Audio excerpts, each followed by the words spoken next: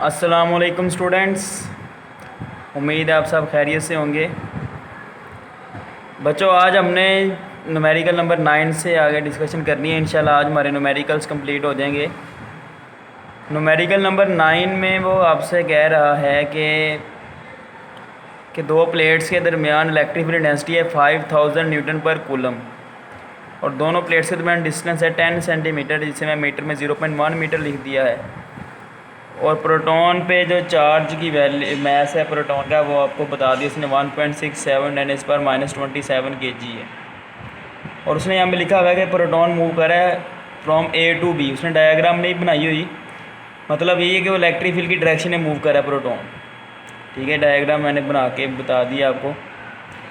हमने यहाँ पे 5 बातें बतानी है। पहली बात, हमने पोटेंशियल डिफरेंस बताना है। दूसरा, वर्क डन जो इलेक्ट्रिक फील्ड करेगी प्रोटॉन को A से B तक लेके आने में, change in potential energy, change in kinetic energy और वेलोसिटी ऑफ दी प्रोटॉन हमने कैलकुलेट करनी है। ये बोर्ड की जीनत बना हुआ है न्यूमेरिकल, लेकिन सारे पार्ट नहीं पूछेंगे, 1-2 पार्ट पूछते हैं।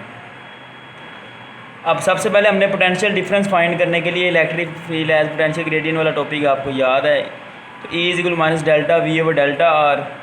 डेल्टा वी बराबर आ जाएगा minus E delta R. E की वैल्यू 5000 है, डेल्टा आर 0.1 मल्टीप्लिकेशन की तो -500 वोल्ट पोटेंशियल डिफरेंस आया हमारे पास। ठीक है, अब पार्ट बी में हमने फाइंड करना है वर्क डन जो प्रोटॉन पे इलेक्ट्रिक फील्ड करेगी। वर्क डन का फॉर्मूला हम क्यू डेल्टा वी लिख सकते हैं ना। ये कहाँ से लिखे हैं? पोटेंशियल डिफरेंस का फॉर्मूला पड़ा हुआ है ना, work done divide by charge. तो चार्ज दूसरी तरफ जाके मल्टीप्लाई हो जाएगा। अब यहाँ पे वर्क पॉजिटिव होगा बिकॉज यहाँ पे प्रोटॉन जो है ना मूव कर रहे हैं parallel to electric field, parallel to electric field. और यहाँ पे क्यू की जगह मैं ई लिख सकता हूँ। प्रोटॉन या इलेक्ट्रॉन पे चार्ज को ई से जाहिर करते हैं हम, तो क्यू की जगह मैंने ई लिख दिया, साथ delta V as it is आ गया। अब डेल्टा वी की जगह मैंने 500 लिख दिया, ई को वैसे ही रहने दें क्योंकि हमने इलेक्ट्रॉन वोल्ट में आंसर निकालना है ना, तो आसानी के लिए। तो 500 इलेक्ट्रॉन वोल्ट हमारे पास क्या आ जाएगा? वर्क डन आ जाएगा। ठीक है, अगर मैं प्रोटॉन पे चार्ज की वैल्यू पुट करता हूँ तो आंसर फिर जूल में आएगा।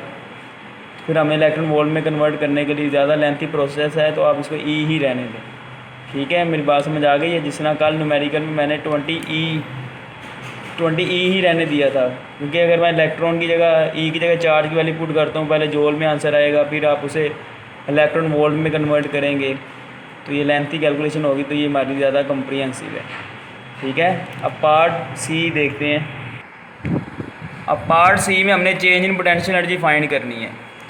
चेंज इन पोटेंशियल एनर्जी जो होती है ना, वो negative of the work done की इक्वल होती है। चाहे हम ग्रेविटेशनल पोटेंशियल एनर्जी में चेंज की बात करें, चाहे इलेक्ट्रिक फील्ड में चेंज इन पोटेंशियल एनर्जी की बात करें। ठीक है, यानी कि अगर वर्क पॉजिटिव है तो पोटेंशियल एनर्जी में चेंज नेगेटिव होगी। ठीक है, अगर वर्क नेगेटिव है तो पोटेंशियल एनर्जी में चेंज पॉजिटिव होगी। देखें ना, इलेक्ट्रिक फील्ड में वर्क पॉजिटिव कब होगा? जब प्रोटॉन इलेक्ट्रिक फील्ड की डायरेक्शन में आएगा, तो इस दौरान वो अपनी पोटेंशियल एनर्जी लॉस ही करेगा ना, और काइनेटिक एनर्जी वो गेन कर रहा होगा। और अगर मैं उसको अगेंस्ट लेके जाता हूँ इलेक्ट्रिक फील्ड के, तो वर्क नेगेटिव होगा, लेकिन उस वक्त वो पोटेंशियल एनर्जी गेन कर रहा होगा, यानी वो पॉजिटिव। ग्रेविटेशनल फील्ड में भी यही होता है, बॉडी नीचे की तरफ आ रही हो तो पोटेंशियल एनर्जी उसकी लॉस हो रही होती है, change in potential energy negative होती है, लेकिन वर्क बाय ग्रेविटी पॉजिटिव होता है। ठीक है, तो आपको पता होना चाहिए दोनों एक दूसरे का ऑपोजिट होते हैं। तो यहाँ पे डब्ल्यू जगह मैंने ई डेल्टा भी लिख दिया, वैल्यू पुट की तो -500 इलेक्ट्रॉन वोल्ट, यानी change in potential energy work equal है लेकिन नेगेटिव में।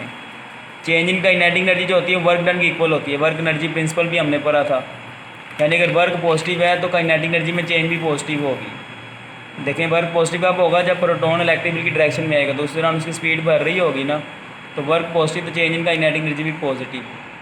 ग्रेविटेशनल फील्ड में भी होता है, जब ग्रेविटी का वर्क पॉजिटिव हो तो उसकी काइनेटिक एनर्जी बॉडी की गेन हो रही होती है। तो वैल्यू पुट की तो 500 इलेक्ट्रॉन वोल्ट हमारे पास गई चेंज इन काइनेटिक एनर्जी। ठीक है, by law of conservation energy हम यही कहते हैं ना, loss in potential energy equal to gain in kinetic energy. तो यहाँ पे प्रोटॉन इलेक्ट्रिक फील्ड की डायरेक्शन में जितनी पोटेंशियल एनर्जी लॉस करे उतनी काइनेटिक एनर्जी क्या हो जाएगी? गेन। फिर हमने स्पीड फाइंड करनी है, तो देखिए काइनेटिक एनर्जी में चेंज का फॉर्मूला क्या? आप एम वी स्क्वायर, तो वी का ये फॉर्मूला बन गया।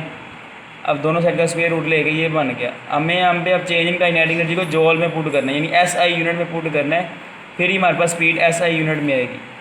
तो काइनेटिक एनर्जी को जॉल में किसने कन्वर्ट किया है? Change in kinetic energy 500 electron volt है, जॉल में कन्वर्ट करने के लिए इसे 1.6 × 10⁻19 से मल्टीप्लाई किया। क्योंकि 1 इलेक्ट्रॉन वोल्ट जो है 1.6 × 10⁻⁹ जूल के इक्वल है ना, तो मैंने उसकी जगह ये लिख दी है।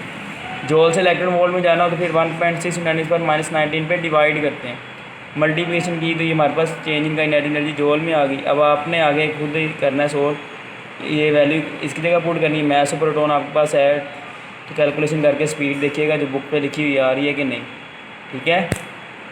अब नेक्स्ट न्यूमेरिकल हम नेक्स्ट न्यूमेरिकल जो है उसमें उसने हमें चार्ज बता दिया 4 × 10⁻⁸ कूलम है, तो हमने उसे 1.2 मीटर डिस्टेंस पे इलेक्ट्रिक पोटेंशियल फाइंड करना है। अब इस न्यूमेरिकल के दो पार्ट हैं। पहले पार्ट में वो कह रहे हैं चार्ज पॉजिटिव है, दूसरे पार्ट में चार्ज नेगेटिव है। तो जब पॉजिटिव चार्ज है तो फॉर्मूला सिंपल होगा 1/4πε/Q/r। इस जगह आपने वैल्यू पुट कर देनी 9 × 10⁹ क्यू की वैल्यू आपको पता है, आर भी पता है, सोल्व कर लेना। मेरा ख्याल है +300 वोल्ट आंसर आता है। और जब चार्ज नेगेटिव बस यही फॉर्मूला होगा, साथ नेगेटिव का साइन आ जाएगा तो आंसर -300 वोल्ट आ जाएगा, ठीक है। ये आपने करना है। अब 11 क्वेश्चन जो है ये वो बता रहा है कि एक हाइड्रोजन एटम है, उसके पहले शेल का रेडियस इतना है, ठीक है, और इलेक्ट्रॉन पे चार्ज इतना है, ये हमें वैसे ही पता है। मास ऑफ इलेक्ट्रॉन इतना है, speed of electron in first shell इतनी है। हमने बताना है यहाँ पे पोटेंशियल, ठीक है, कि न्यूक्लियस के लिहाज से एक पहले शेल तक कितना इलेक्ट्रिक पोटेंशियल होगा इलेक्ट्रॉन के लिए due to proton in the nucleus of hydrogen atom. पता ना हाइड्रोजन एटम में एक ही प्रोटॉन होता है, तो हमने पोटेंशियल फाइंड करना है इतनी डिस्टेंस पे हाइड्रोजन के न्यूक्लियस के लिहाज से। टोटल एनर्जी फाइंड करनी है इन फर्स्ट शेल। और थर्ड हमने फाइंड करनी आयोनाइजेशन एनर्जी। अब पहला पार्ट में मैंने पोटेंशियल फाइंड करना है, तो फॉर्मूला यही है 1/4πε/Q/r। क्यू यहाँ पे कौन है, ये प्रोटॉन होगा यहाँ पे, यानी मैं यहाँ पे हाइड्रोजन के न्यूक्लियस की वजह से इलेक्ट्रिक पोटेंशियल फाइंड कर रहा हूँ ना, पहले रेडियस पहले शेल में इलेक्ट्रॉन के लिए। तो क्यू यहाँ पे ई की वैल्यू मैंने पुट कर दिया, ठीक है। तो वैल्यू पुट करेंगे ना आपने, अब कैलकुलेशन करनी है 9 × 10⁻9 आ जाएगी कूलम कांस्टेंट की जगह, ई 1.6 × 10⁻⁹ और आर आपके पास है, तो कैलकुलेशन करके ये हमारे पास पोटेंशियल आएगा। अब टोटल एनर्जी यहाँ पे क्या होगी, potential energy plus kinetic energy.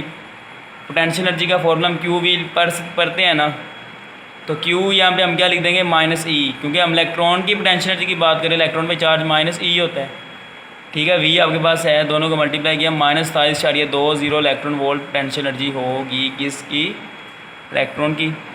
फिर काइनेटिक एनर्जी हमने निकालनी है, तो फॉर्मूला आपके पास है 1/2mv²। मैस आपके पास इलेक्ट्रॉन का है, स्पीड भी है, कैलकुलेशन करके यहाँ से जॉल में आएगा। इसको इलेक्ट्रॉन वोल्ट में कन्वर्ट करने के लिए 1.6 × 10⁻⁻19 पे डिवाइड किया, ठीक है। हम यहाँ पे ना जो इलेक्ट्रॉन वगैरह की एनर्जी, हम जब एटॉमिक लेवल पे एनर्जीज़ की बात करते हैं तो हम इलेक्ट्रॉन वोल्ट में बात करते हैं, ठीक है। जॉल में हम कन्वर्ट करते हैं जब हमने अदर दैन एनर्जी की कैलकुलेशन करनी हो। तो ये सॉल्व करें तो आंसर ये आता है। काइनेटिक एनर्जी भी आ गई, पोटेंशियल एनर्जी हमारे पास है, तो इसको इक्वेशन 1 में हम पुट करते हैं। अब तो बच्चों मैंने इक्वेशन 1 में से पुट किया तो सोल्व भी किया, आंसर है -13.7 इलेक्ट्रॉन वोल्ट। बुक में 13.6 लिखा हुआ है, लेकिन जो डाटा प्रोवाइड है उसके मुताबिक यही आंसर आता है, ठीक है। वैसे एक्चुअली 13.6 इलेक्ट्रॉन वोल्ट एनर्जी है टोटल इलेक्ट्रॉन की, लेकिन यहाँ पे फ़िलहाल यही आता है आंसर, ठीक है। चैप्टर नंबर 20 में हम टोटल एनर्जी ऑफ इलेक्ट्रॉन दोबारा कैलकुलेट करेंगे, वहाँ पे हम जो फॉर्मूला ड्राइव करेंगे वहाँ पे इसकी मज़ीद डिस्कशन होगी। अब थर्ड पार्ट में हमने आयोनाइजेशन एनर्जी फाइंड करनी है। तो आयोनाइजेशन एनर्जी जो होगी यहाँ पे वो कौन सी एनर्जी होती है, जो आयोनाइजेशन एनर्जी वो एनर्जी इलेक्ट्रॉन को ग्राउंड स्टेट से इन्फानाइट शेल में ले जाती है। इन्फानाइट शेल से क्या मुराद है, वो शेल जहाँ पे न्यूक्लियस का वोल्टेज होता है 0। और आयोनाइजेशन एनर्जी किसने आती है, energy of infinite shell minus energy of the ground state. तो इन्फानाइट शेल की एनर्जी 0 होती है, ग्राउंड स्टेट यहाँ पे हाइड्रोजन का पहला शेल इसकी ग्राउंड स्टेट होती है, उसकी एनर्जी आपने निकाल ली है, तो -13.7 इलेक्ट्रॉन वोल्ट आयोनाइजेशन एनर्जी आएगी हमारे पास, ठीक है। अब यहाँ पे पार्ट 12 क्वेश्चन नंबर 12 में उसने हमें कहा कैपेसिटेंस 750 माइक्रोफैरड है, पोटेंशियल 330 वोल्ट है, आपने एनर्जी फाइंड करनी है जो एक कैमरा में यूज़ हो रहा है। तो 1/2 CV² फॉर्मूला आपको पता है, इसमें आप वैल्यू पुट करनी है, आपने कैलकुलेशन करनी है, आपकी असाइनमेंट है, ठीक है। असाइनमेंट में यही आपने सारे न्यूमेरिकल सोल्व करके देने हैं, लेकिन ये आपने खुद से सोल्व करना आगे।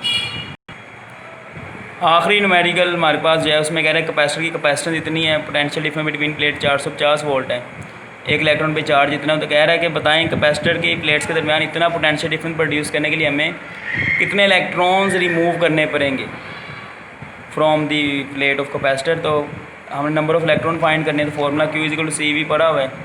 Q की जगह हम NE लिख सकते हैं। मैंने मिलिकन ऑल्ट्रोप मेथड में आपको बताया था कि टोटल चार्ज हमेशा इंटीग्रल मल्टीपल होता है चार्ज ऑफ 1 इलेक्ट्रॉन E इधर आके डिवाइड। अब वैल्यू पुट करें और आंसर आपके पास होगा। आज के लिए इतना ही है। अल्लाह आप सबको हामी नासिर हो।